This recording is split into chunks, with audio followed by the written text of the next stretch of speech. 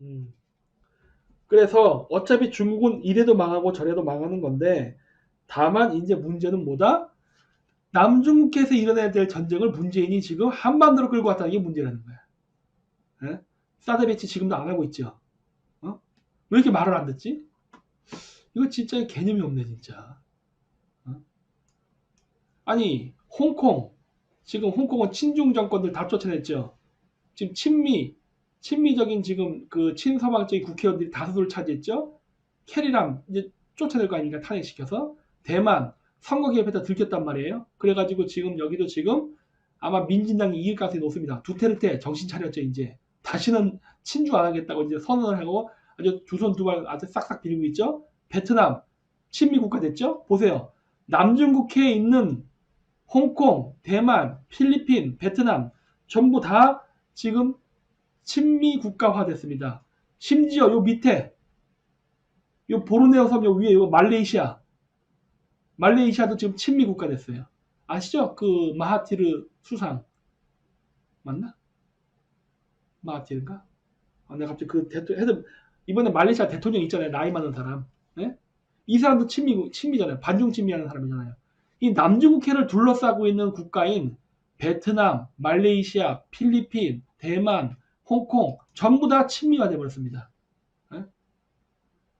중국 애들이 남중국해에다가 인공섬을 엄청 박은다 한들 이 인공섬은요 완전히 고립돼 버린 거예요. 돈은 오지게 처발랐지. 응? 돈은 오지게 처발랐는데 문제는 쓸모없게 돼버린 거예요. 미군하고 싸우기 전에 베트남이랑 싸워야 되고 말레이시아랑 싸워야 되고 필리핀이랑 싸워야 돼. 그래서 제가 예전에 국회의사당에서 강연할 때 뭐라 그랬어요. 베트남, 필리핀에다가 한국제 해군 무기를 팔아야 된다 이런 얘기 많이 했잖아요. 그럼 거제도 경기 활성화된다고. 응? 충분히 팔 수 있는데 지금도 할 수 있는데 문재인 정권 상황에서는 그런 일은 안 일어날 겁니다. 왜? 저 사람들은 지금 중국을 살려야 되거든. 음. 그래서 어쨌든 우리가 하고 안 하고와 상관없이 남중국해는 잘 가고 있어요. 잘 가고 있다고. 그러다 보니까 남중국해 지금 중국이 힘을 빼앗기고 있어요. 그러다 보니까 지금 중국이 마지막으로 희망을 걸 수 있는 데가 어디냐? 바로 한반도입니다. 한반도. 왜? 북경 건너편이 바로 한반도예요. 그래서 어떻게 보면 가장 중요한 지역은 한반도인데 한반도는 여태까지 전통적으로 친미 국가였고 미국 인지가 있었기 때문에 어떻게 감히 손을 대지도 못했었는데 문재인 정권 때문에 그 힘의 균형이 깨지면서 지금 중국이 주락펴락하는 거예요. 그리고 얘가 있잖아요. 제가 박근혜 대통령 탄핵 배후에는 중국이 있다. 네? 그리고 환구시보에서도 그런 얘기가 나왔죠. 음.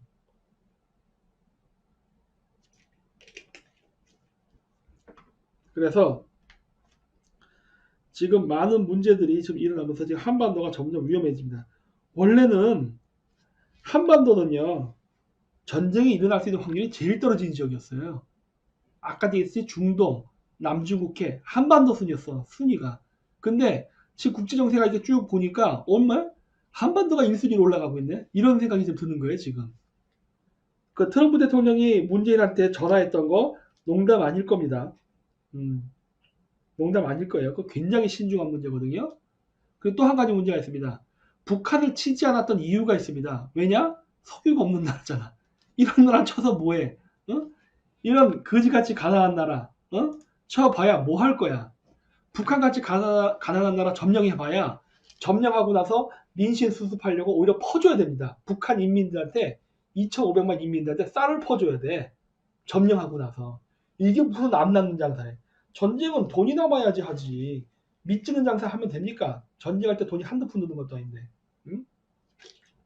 근데 북한같이 거지 같은 나라 점령한 다음에 북한 애들 인민 그 뭐야 민심 좀 사겠다고 해도 또 쌀 풀고 밀가루 풀어?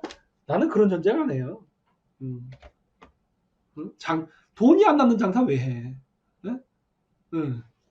그런데 지금 그것도 하게 생겼어 지금 보면은 할 수밖에 없는 상황으로 지금 내몰리고 있습니다. 왠지 아세요? 그 중에 하나가 바로 암호화폐입니다. 암호화폐. 응? 암호화폐. 북한이 4월 달에도 암호화폐 국제 포럼인가를 했었고 5월 달에도 했었고 11월 달에도 아마 했을 거예요, 아마. 그러면서 미국, 이스라엘 몇몇 서방 국가를 제외하고는 초청을 했습니다. 그래서 그 암호화폐를 가지고 어떻게 그 우리가 뭐 국제 물류를 어떻게 뭐 교류하나 뭐 이런 것들을 뭐 한다고 쭉 했는데, 얘네들이 지금 하려고 하는 게 뭐냐면 탈달러화를 지금 하는 정책을 하려는 거예요. 탈달러. 달러를 통하지 않고 세계 무역을 할 수 있는 방법을 개발하고자 했습니다. 그러면 죽어야지 뭐. 뭐 더 이상 할 얘기 없는 거예요. 세계의 달러 기축통화의 질서를 흔들려고 한다? 걔는 못 삽니다, 그러면. 아, 여기 자꾸 임종석 하네요. 아, 여러분 어디 임종석 좀 찾았습니까? 예? 임종석. 아직 못 찾으셨죠? 숨바꼭질 잘하네. 예. 여러분 한번 임종석 찾으면 사진 좀 찍어서 좀 보내주세요. 아, 참, 진짜. 네. 하여튼 그래서 북한이 뭘 했냐면 암호화폐 갖고 장난을 쳐버렸다고요. 암호화폐를 가지고 북한이 대륙간 탄도 미사일을 개발하는 비용을 충당했다고. 근데 암호화폐를 개발해서 비용을 충당하려면 돈이 필요한데, 여러분 아시죠? 마약 같은 게 어떻게 되는지. 그 마약을 팔면은 그 거래 대금은 다 암호화폐로 옵니다. 제가 이 그래프가 있는데 잠깐만요. 그 재밌는 그래프가 있어요. 어딨냐? 지금 내가 못 찾을 것 같은데 한번 찾아봐서 못 찾으면은 할 수 없고, 찾으면 좋겠는데.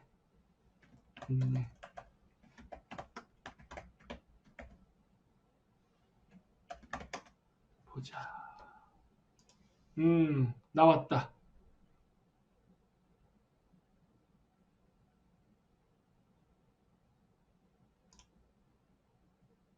그렇지. 요거. 오케이, 찾았다. 아, 다행이네. 인터넷 하니까 좋네. 자, 요거부터 보죠. 급증하는 마약류 압수 현황. 얘가 2016년까지 났죠? 이게 문재인 정권 되면 더 증가합니다.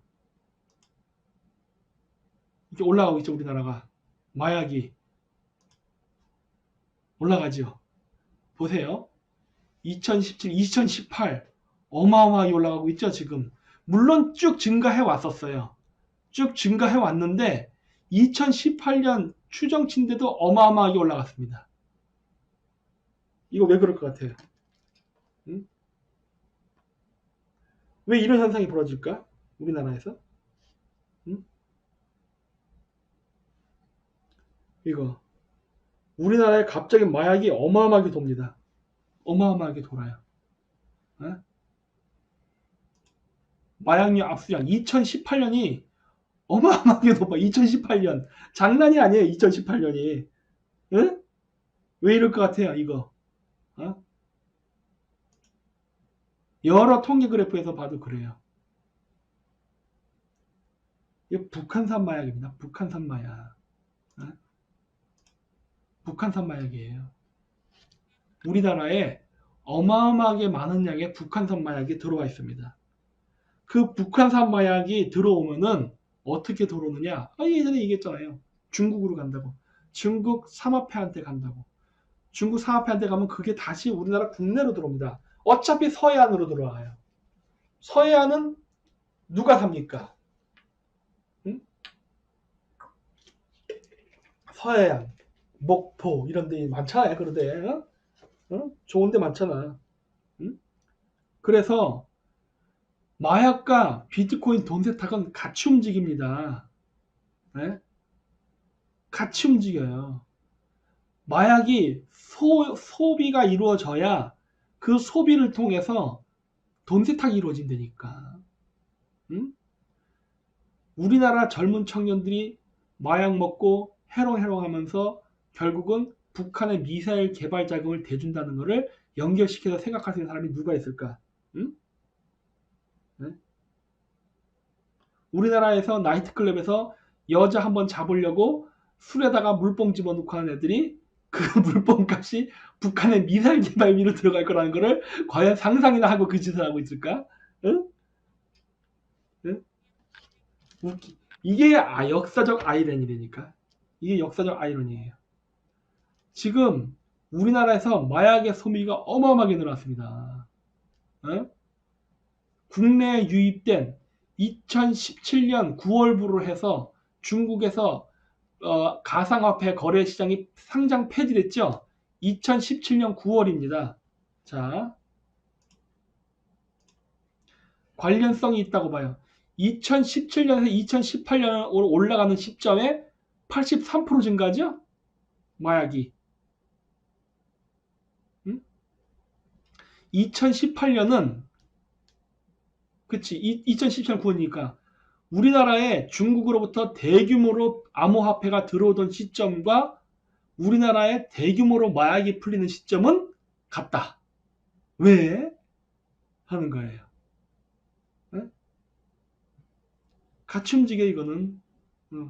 이거를 암호화폐 따로 마약 따로로 보면 안 돼요. 같은 한 세트입니다.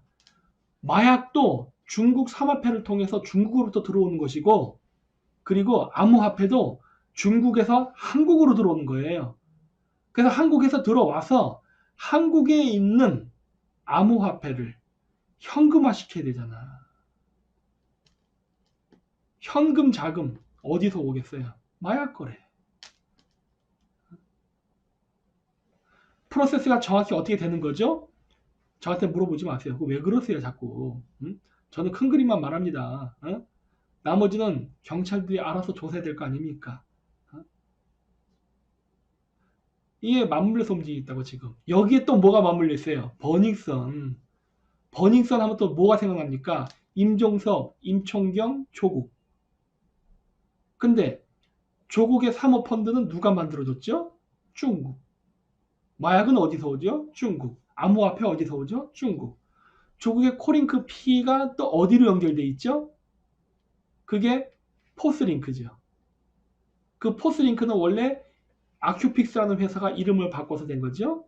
근데 그 포스링크가 만든 회사, 세톤을 인수해서 만든 암호화폐 거래시장의 이름이 바로 코인링크.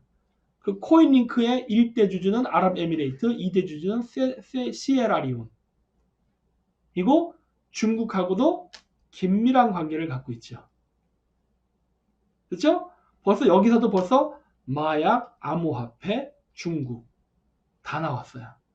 그렇죠? 다 나온다니까. 내가 그래서 내가 얘기하는 거예요. 조국의 사모펀드 문제 이게 얼마나 큰 문제인데. 응? 그거를 과연 자네들이 팔 수나 있을까라고 제가 자꾸 얘기하는 거 아니에요. 이거 어마어마하게 큰 사건이니까. 그래서 제가 자꾸 버닝스의 승리라던가 그다음 거기 뭐 드나들었던 연예인들 뭐 섹스 사건 이런 거 아무리 보도해도 내가 별로 신경 안 쓴 이유가 그거 시선 돌리기라니까. 시선 돌리기. 진짜 중요한 건 여기에 있어요. 여기에. 네. 굉장히 중요한 부분이. 이게 얼마나 거대한 건데. 자, 그래서 얘네들이 이걸 통해서 뭘 하려고 했느냐.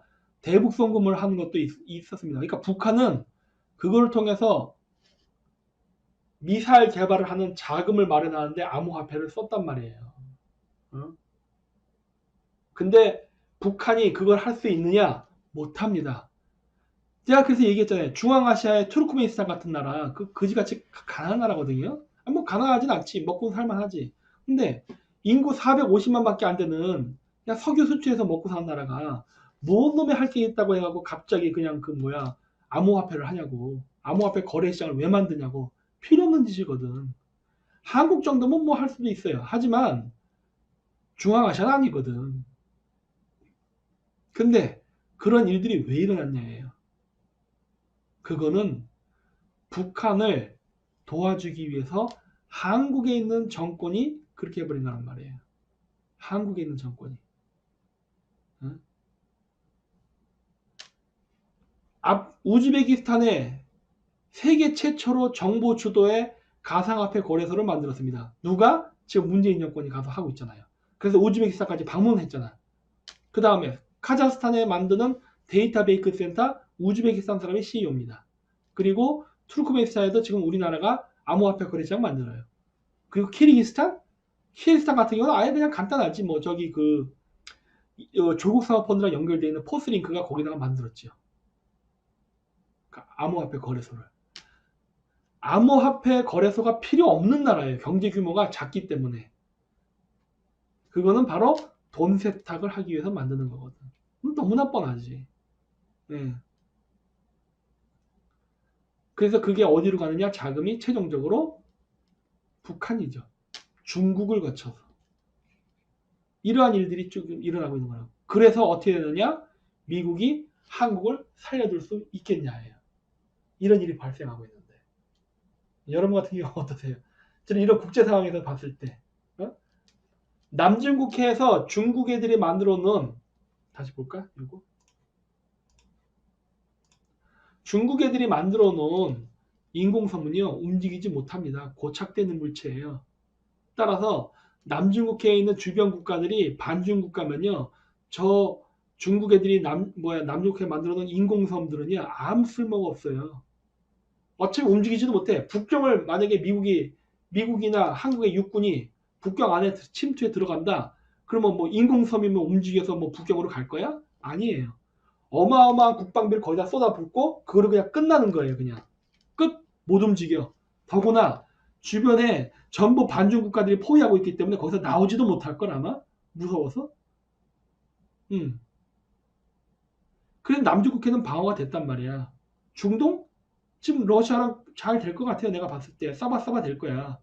그럼 마지막 남는 게 한국인데 한국은 안 되고 있어. 그래서 내가 자꾸 사드 미사일 배치를 해야 된다 하는데 왜 안 해? 자, 그래서 그렇게 해결됐습니다. 이제 한반도 남은 거예요. 한반도에서 사드만 왕창 배치해주면 되는 거예요. 사드만 왕창 배치해주면은 중국은 진짜 어려워지는 거예요. 왜냐? 한반도에 사드가 왕창 배치되게 되면요. 많은 미국 해군이 올 수 있다고 했잖아요. 그 많은 미국 해군이 북경으로 온다 생각해 보세요. 방어막이 없어요. 볼까? 지도로 보여줄까? 자, 보세요. 자, 동해안까지 왔어. 근데 한반도에 사드 미사일이 엄청 많이 돼 있어. 안전해. 그럼 어떻게 돼요? 동해안을 타고 남해안, 서해안으로 진입한다고. 서해안 가면 뭐가 있어요? 중국의 주요 산업지대. 그 다음에 여기 발해만, 여기는 천진, 베이징, 여기 칭다오 이런 게 있다고. 어? 이거 해안에 접하고 있잖아. 이 도시들이. 막을 수 있는 방법이 없는 거야.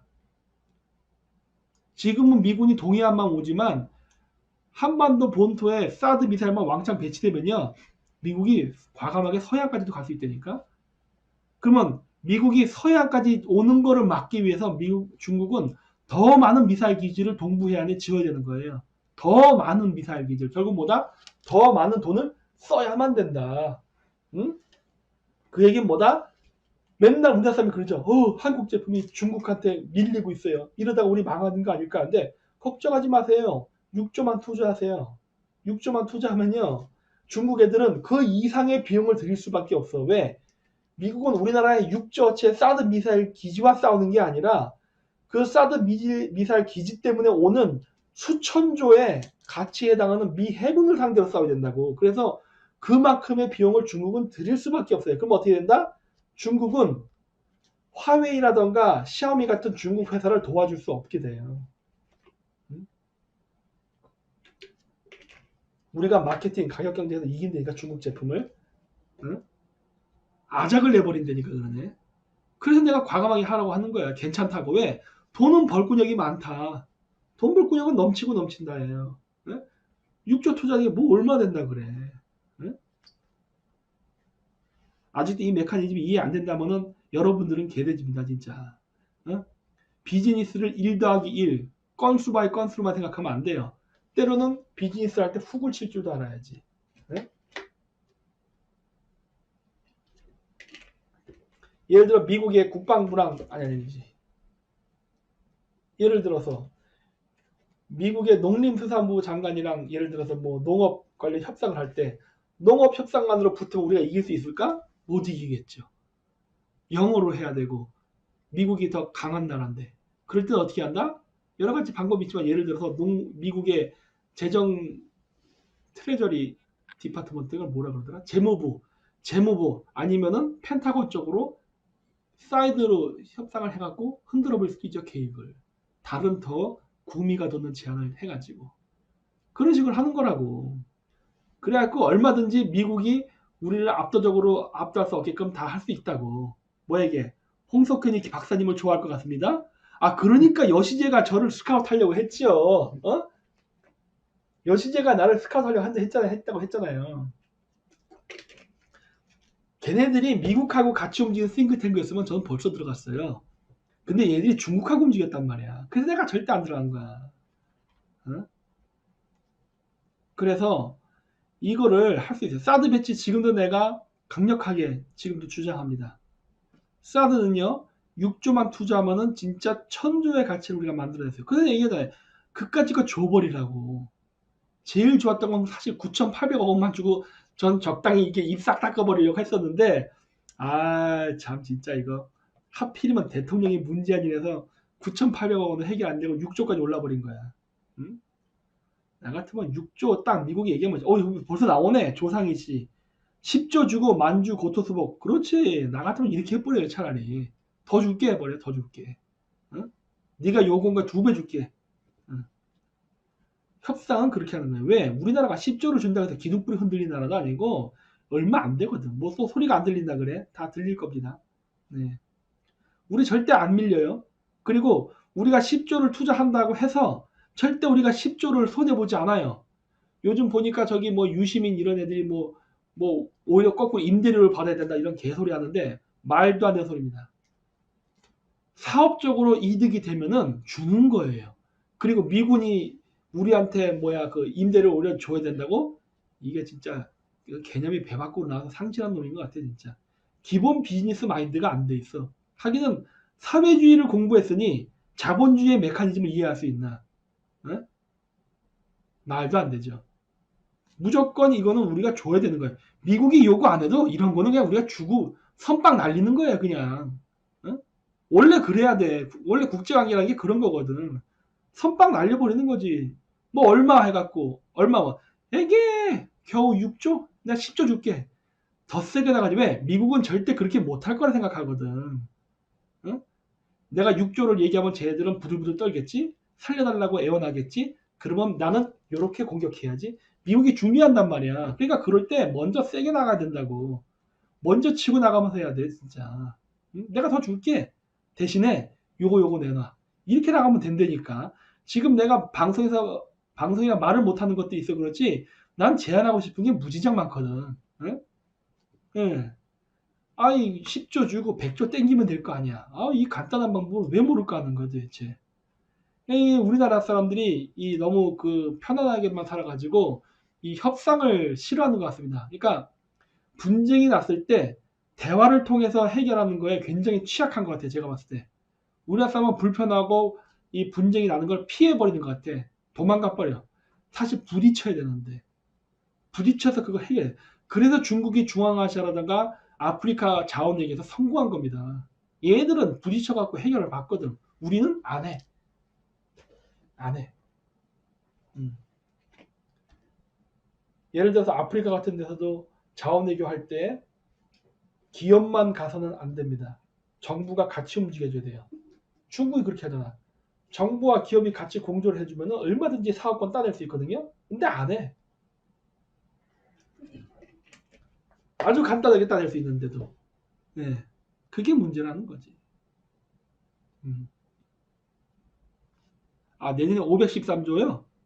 그러니까 얼마 안 되잖아. 북한에 퍼준 걸로 추정되는 돈만 몇십 조입니다. 몇십 조. 네? 그 고작 6억이에요. 고작 6억. 네? 그래서 지금 우리나라가 위기가 이제는 한반도로 오고 있습니다. 제가 저번에 이란 할 때 보여드렸죠? 이란이요. 진짜 상태 안 좋아요. 네. 이란 위기라고. 이란은 제가 예전에도 얘기했듯이 여러 가상 시나리오가 있는데 그 가상 시나리오 중에 지금 일어날 가능성이 매우 높은 거는 이란은 망하지는 않더라도 그러니까 쪼개지지는 않더라도 정권이 무너지지는 않더라도 재수 없으면 쪼개질 수도 있습니다. 그걸 제가 여러 번 가상 시나리오에서 얘기했던 거예요. 그게 바로 이 화면입니다. 이거 됐다. 요거. 이란은 민족이 다민족 국가예요. 뭐야? 끊겼어? 아니요. 나만 이상하게 화면이 나오네? 왜 이렇게 나오지? 뭐야? 그래. 방송 사고가 있었습니다. 제기랄. 어떤 거였지? 화면 다 맞춰놓고 켰는데. 잠깐만요. 이런 제기랄. 갑자기 호로록 지나갔어요. 화면이. 제가 이걸 보여드릴게요. 이러한 문제가 지금 어떻게 해결이 될 것 같으냐. 여기 있다. 자, 여기서부터 보면 안 되고 여기쯤부터 보는 게 나아요. 자, 이게 원래 미국이 지금 그 추진할 가능성이 있는 파이프라인 프로젝트입니다. 자, 빨간색은 중국이 이미 만들어 놓은 시누 카작 파이프라인이라 그래요. 중국 카자흐스탄 횡단 파이프라인이고, 이거는 지금 북경까지 이미 연결됐습니다. 그랬고, 왼쪽으로 가는 이 회색 선이 전통적으로 소비에트 연방 시절서부터 있었던 파이프라인이에요. 이것이 우크라이나를 거쳐서 유럽까지 갑니다. 또 다른 루트는 체첸강으로 빠지는 게 있는데 여기서 일단 생략했어요.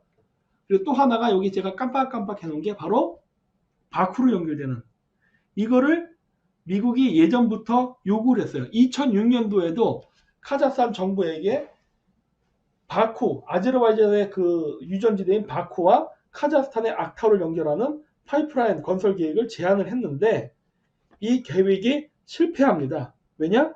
수지 타산이 안 맞는다 해서. 그 당시에 카자흐스탄 정부는 카자흐스탄 횡단에서 중국으로 가는 파이프라인을 뚫는 거에 힘을 실어줘요. 이 빨간색. 그래서 지금 이 깜빡깜빡거리는 바쿠로 연결된 이 파이프라인 계획은 무산됩니다. 왜냐? 저거 연결시켜서 유럽에 파는 것보다 중국에 파는 게 더 수지 타산이 맞았기 때문에 그래요. 맞았고, 그리고 이 건설 비용도 중국이 어마어마한 제안을 했어요. 파격적인 제안을. 그래서 돈이 안 드니까 저거 한 거였다고. 그리고 또 한 가지 문제가 뭐냐면 여기가 환경 문제가 생길 수 있어요. 파이프라인이 만약에 녹슬거나 구멍이 나거나 여러 가지 문제가 생기게 되면은 결국 환경 오염이 되거든요. 근데 이 카스피해는 이게 갇혀 있습니다. 고립된 지역이에요. 그리고 지금 저 카스피해 지역은 여러분들 아마 모르실 거예요. 이 카스피해 지역은요, 소비에트 시절서부터 여기에는 휴양지였습니다. 공산당 당 간부들이 이 지역에 많이 휴양을 왔었어요. 그래서 여기 별장이나 이런 좋은 것들이 많이 있어요. 그리고 캐비어, 철갑상화를 여기서 생산합니다. 비싸게 팔려요. 여러분들은 못 드셔봤을 거예요. 저도 못 먹어봤어요. 무지장 비싸요. 캔 하나에 막 100불이래 막. 우와 막 그럴 정도로 어마어마하게 비싼데, 그럼 캐비어가 생산되는 데이기 때문에 이거는 석유 외에도 꽤 짭짤하게 돈을 버는 데거든. 그런데 여기를 오염시켜? 그건 안 되거든. 결국 제일 좋은 방법은 유전 국가를 통과하면서 가는 게 제일 좋아요. 그러다 보니까 제가 지금 그어놓은 게 바로 노란색 파이프라인입니다. 카자흐스탄, 투르크메니스탄, 이란, 터키, 그 다음부터는 유럽으로 연결되는 저 루트를 만들게 되면은 꽤 괜찮은 돈벌이가 돼요. 꽤 괜찮은 돈벌이가 된다고. 근데 이 파이프라인을 건설할 때 가장 문제점이 뭐다? 이란입니다. 이란은 반미 국가예요. 따라서 이 파이프라인은 연결될 수가 없어요. 그리고 연결 사실은 안 해도 돼요. 미국 입장에서는. 안 해도 되지만 하면 좋아요. 근데 굳이 한다 그러면 이게 생길 가능성은 있어요. 안 해도 그만이에요, 사실은. 왜냐, 미국은 이미 다른 루트로 다 있기 때문에. 자, 그래서 요 얘기는 아까 옛날 때 했던 거랑 PPT 같이 나오는 건데, 뭐 지하지수 3만 명 잔입했다는 거, 중앙아시아 이미 들어갔습니다. 예. 시리아 지역에 있던 지하디스트들이 사라졌습니다. 그래서 지금 시리아 사태가 지금 종식되는 거거든요. 그걸 갖고, 자, 여기 바로 이제 민족 분포도인데, 보시면은, 왼쪽, 오른쪽 어느 쪽을 봐도 상관없어요. 저는 일단 오른쪽만 보고 얘기하겠습니다. 이 오른쪽에 보면은 오른쪽 지도에 왼쪽 위에를 보면은 아제르바이잔이 해갖고 1, 10, 100, 1000만, 10만, 100만, 10만, 2350만이라는 숫자가 써 있어요. 저게 아제르바이잔인의 인구수입니다. 자, 아제르바이잔이 어디에 있는 나라냐 하면은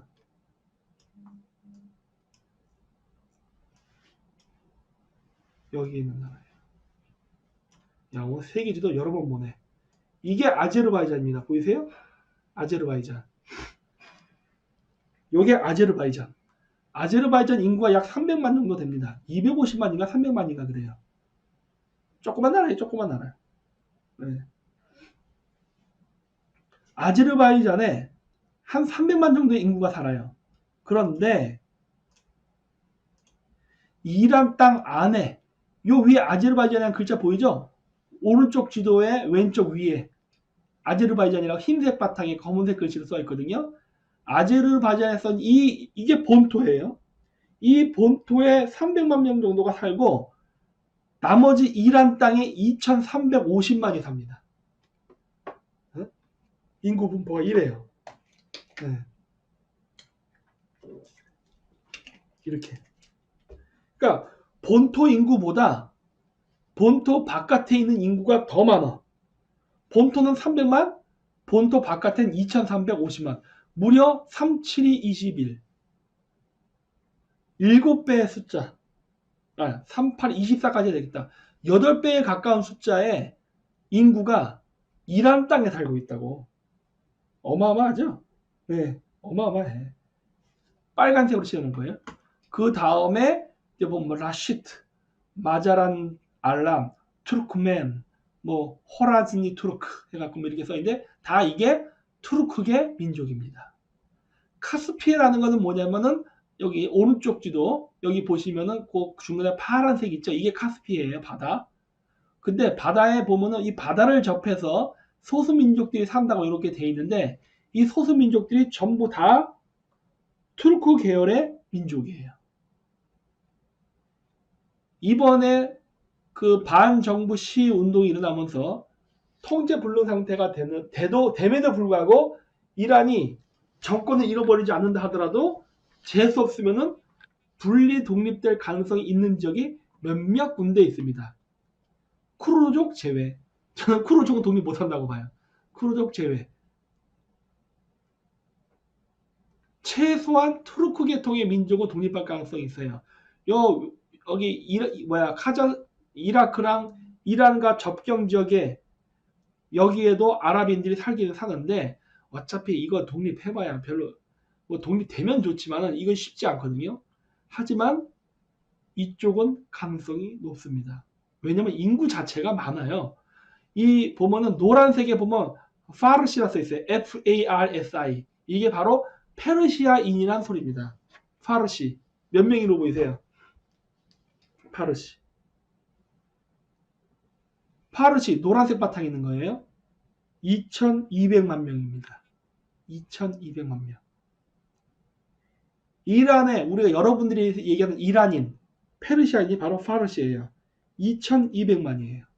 근데 아제르바이잔 국경 쪽 빨간 색깔로 되어 있는데 아제르바이잔이라서 있는데 여기에는 몇 명이 삽니까? 2350만. 누구 숫자가 더 많은 것 같아요? 네? 아제르바이잔 인구가 이란인보다 많습니다. 그렇죠? 자, 그리고 여기 중간에 잘 보이실지 모르겠지만 빨간색 아제르바이잔이랑 노란색 파르시 국경 그 사이에 테헤란이라고 써 있습니다. 테헤란. 그게 이란의 수도예요. 테헤란. 그렇죠? 이 테헤란이라고 써 있는데 거기 보시면은 그랜드 테헤란에서 그랜드 여기 보면 이렇게 파이 그래프가 있습니다. 거기에 보면 빨간색이 아제르바이잔의 숫자고 노란색이 파르스, 이란인의 숫자예요. 누가 더 많아 보여요? 테헤란로 말고 테헤란. 테헤란은 좋은 동네죠. 네, 노래하고 술 먹기 좋은 동네인데 그런데 말고 여기 이슬람 국가라 술 안 하고 보세요. 테헤란에 보면은 어때요? 인구 분포가 빨간색이 노란색보다 많죠? 네. 이란의 수도인 테헤란조차도 아제르바이잔, 즉 투르크계 민족의 숫자가 높다니까 비율이. 그래서 이란 안전한 나라 아니에요 지금. 이 나라가 분리된다면 이렇게 되는 겁니다. 파이프라인이. 물론 이 파이프라인이 유럽으로 갈 때는 쿠르드족 자치주는 피해서 갈 겁니다. 쿠르드족은 독립이 되면 안 돼. 그거는 쿠르드족 국민이 바보 같기 때문이에요. 외교를 안 하니. 쿠르족에도 이승만 대통령 같은 사람이 있다면 가능하겠지만 없습니다. 그래서 못해요. 그래서 그건 독립이 안 될 테니까 할 수 없고, 어쨌든 그렇게 된다면은 이란은 약소국으로 전락하게 됩니다. 저게 생기는 순간. 약소국으로 전락하게 되면은 이 지도에서 보이는 아라빅에서 여기 보면 200만, 롤리 300만 이런 숫자 있죠? 여기 유전지대거든요. 여기도 독립하게 됩니다. 그러면 이란은 석유 없는 나라가 되는 거야. 완전 망하는 거지 뭐. 완전 망하는 거예요. 진짜 망하는 거예요 진짜 이란은. 지금 망하기 직전이에요. 이란이 안 망하려면요 미국이랑 협상해야 됩니다. 지금 협상해야 돼. 뭐 협상 내용은 간단해요. 이란의 영토 전체를 그대로 보존받고 싶으면 빠른 시일 내에 미국에 협상하는 게 제일 좋지. 유전지대 국유한 거 포기하고 그 다음에 이제 민영화 외국 자본 들어올 수 있게 푸는 정책 실시하고 그리고 중국하고 거래하지 말 것. 이런 것들 지키면 돼. 근데 만약에 버틴다? 그러면은 얘네들도 아작날 겁니다. 뭐 이란이 하건 안 하건 중요하지 않아요. 왠지 아세요? 어차피 결과는 그렇게 갈 겁니다. 이란이 원하건 안 하건 그건 중요하지 않아. 그래서 얘기하는 게 협상은 타이밍이 중요하다. 협상은 타이밍이 중요한데 약소 국가라 하더라도 협상을 할 수 있는 타이밍이 있을 때 해놓는 게 좋습니다. 네. 미국은 중국하고 달라요. 그래서 어느 정도 먹을 거 줍니다. 그러니까 약소국에서 일방적으로 약탈당하는 게 아니에요. 그러니까 먼저 제안을 하려니까. 늦었어요. 근데 이란도. 그래서 이란은 너무 늦었기 때문에 상당한 피를 흘릴 거고 결국 이 과정 속에서 중국이 그냥 내가 왜 죽지 하고 망하는 거예요. 중동 분쟁, 남중국해 갈등, 국제유가 인상은 아니죠.